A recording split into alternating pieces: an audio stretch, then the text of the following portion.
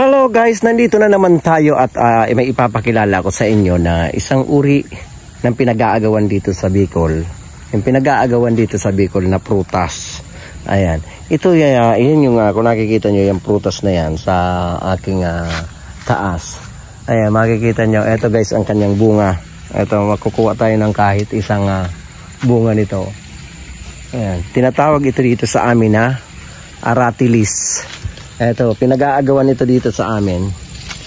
Ayan guys, ang kanyang hinog na bunga. Ayan. Ito yung hinog niyang bunga. Aratilis. Ayan. Kuha tayo.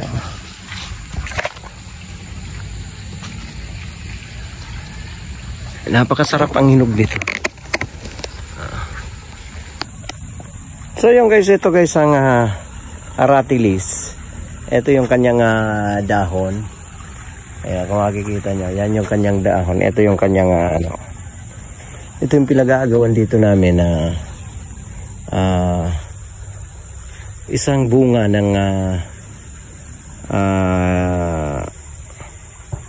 kinakain ng mga ibon. Ayan, kinakain to ng mga ibon. Pinag-aagawan to ng mga ibon ang aratilis. Ayan, kung makikita nyo guys ang laman nito, nakapagkatamis niya. Ayan siya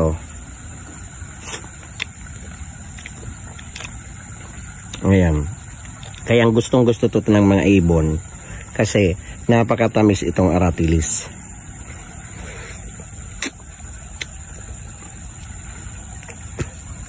Ito yung kung makikita nyo dito sa Bicol, ito yung pinag-aagawan dati ng mga estudyante pa kami. Ito talaga pinag-aagawan namin para pag may maraming hinog to, maraming ganito,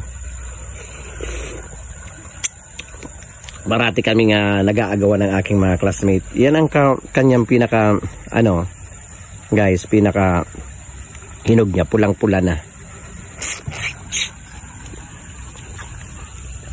Ayan yung kanyang ito yung kanyang puno. Ito yung kanyang dahon, kita nyo. Ayan may bunga pa siya. Yan yung aratilis. Yan yung aratilis na talagang pinagkakaguluhan namin dati kainin nung kaming mga estudyante pa. Ang pandiurag na driver kay Bicolandia. Bicolano Viajero Vlogs. Bicolano Viajero Vlogs.